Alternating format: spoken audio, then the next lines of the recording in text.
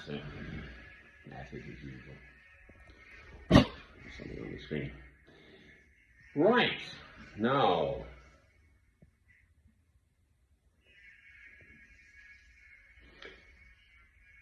I am a jealous God. Thou shalt have no other gods but me. So that is the first commandment from God given to Moses, definitely in Deuteronomy, Exodus and Deuteronomy, I think. I said definitely, wobbled. Exodus, isn't it? In Exodus and Deuteronomy, the Old Testament. That is what God says. Christ says, I am the way, the truth, and the life. No one shall come to the Father but through me. Amen. Now, there are the three Abrahamic faiths.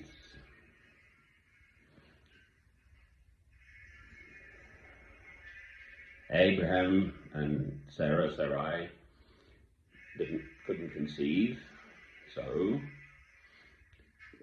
God said, sleep with her servant Hagar, and along came Ishmael, who is the progenitor of the Muslims. And then came Isaac later. So the three Abrahamic faiths obviously are, well, Judaism, Christianity, and Muslim. They look at Muhammad, who's about AD 600-ish. But in fact, it was Ishmael, born before Isaac.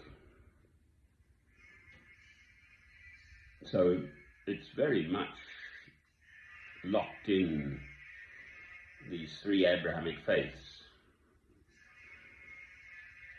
Abraham was a Jew, of course.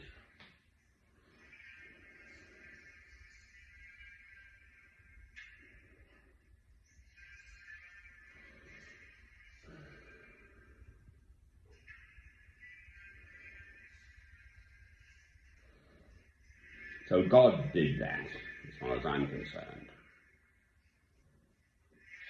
What people have done in the intervening centuries is utterly awful. I mean, there's the obvious, the Holocaust,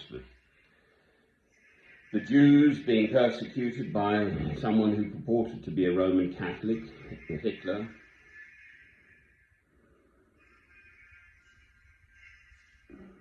And elsewhere, of course, the Jews. All over the show, they've been persecuted. And likewise, the Muslim wars.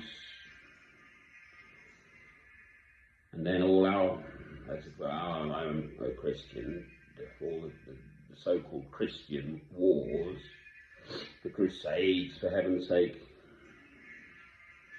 that whole business, Jerusalem, the Dome of the Rock, which of course now is a Muslim temple in the heart of Jerusalem.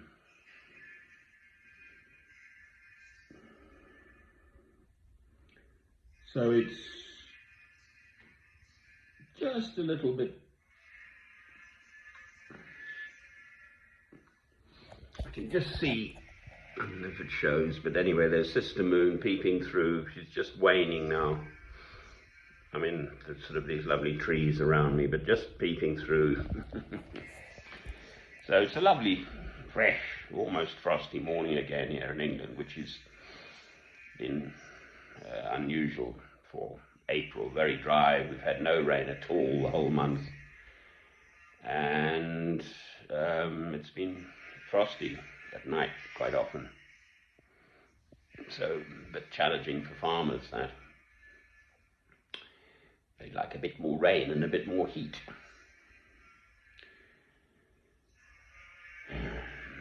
Well, those are the bare facts, baldly stated. God says, I am a jealous God, thou shalt have no other gods but me. And he absolutely reinforces that through Christ. I am the way, the truth, and the life. No one shall come to the Father but through me. So that is directly from God and then from Christ. And yet look what's happened in the world. I mean, how do so-called Christians kill each other?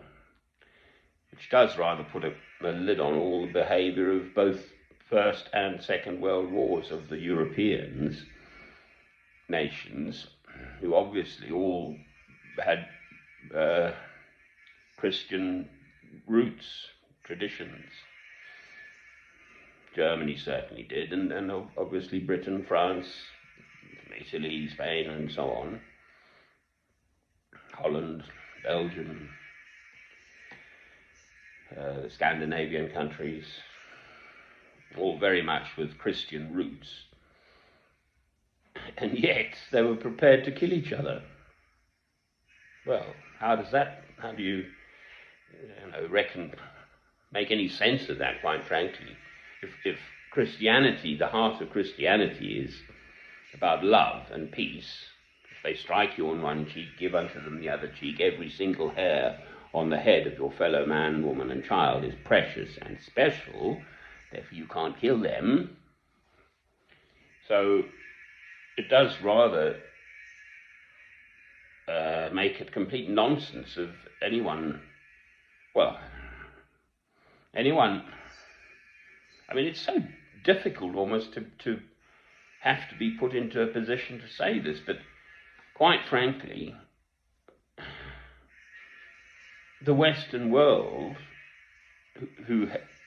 which has been prepared to kill, go to war over all sorts of stuff over the centuries, all the while purporting to be Christian nations, the whole bang shoot is false.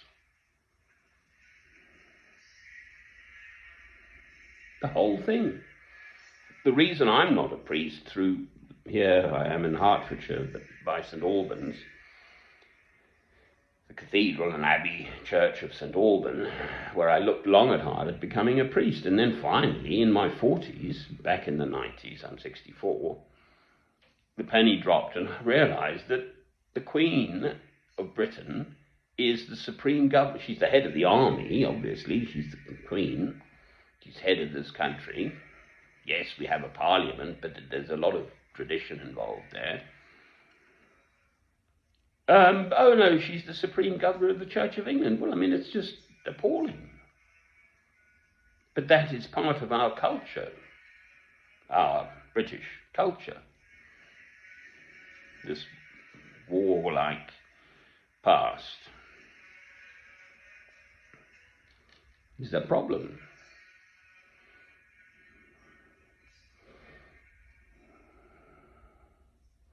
I live in England here, and in a country where this freedom of speech is still a very important thing. I do not get sanctioned, quite frankly, for speaking as I am now.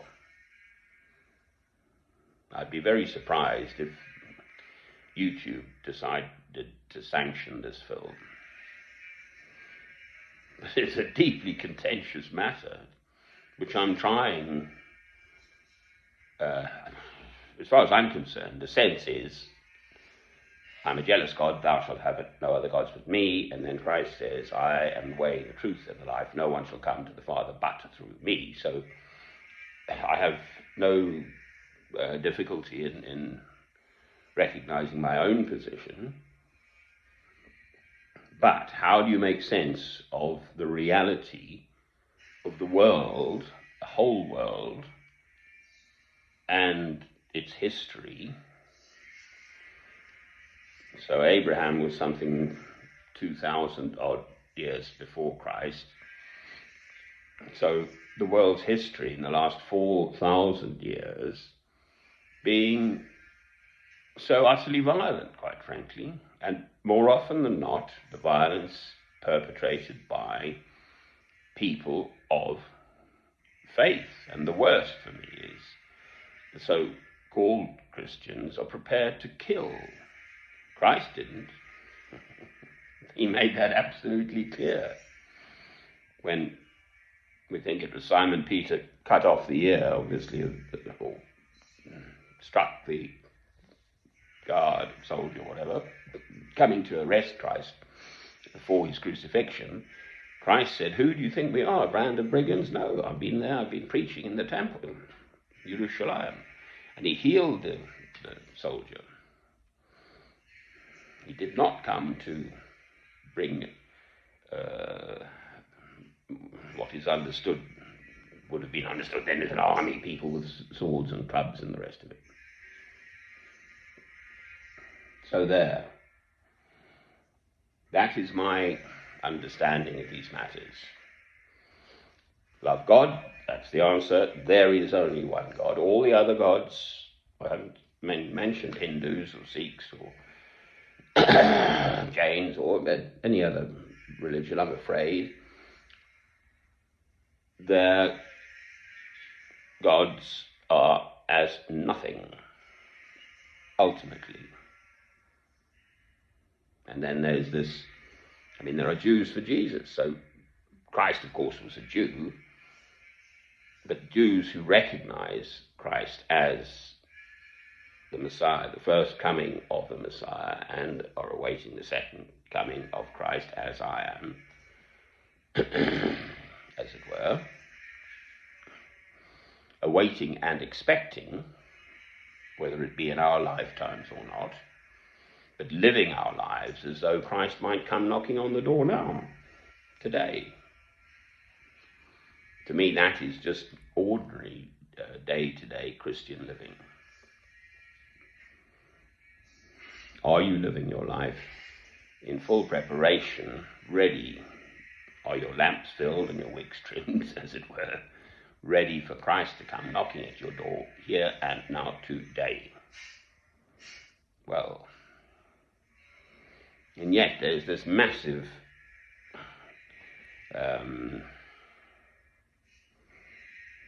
millennia old, thousands of years old battle between the faiths, specifically the Abrahamic faiths. Never mind all the other faiths, and then entirely, of course, people of no faith who think all us religious people, and I'm not a religious person, I am a Christian. I'm not a holier than thou. I don't practice anything like as seriously as these monks do. I do pray every day, yes. Anyway, so it's not just a simple matter. I hope I've made my position clear. Amen.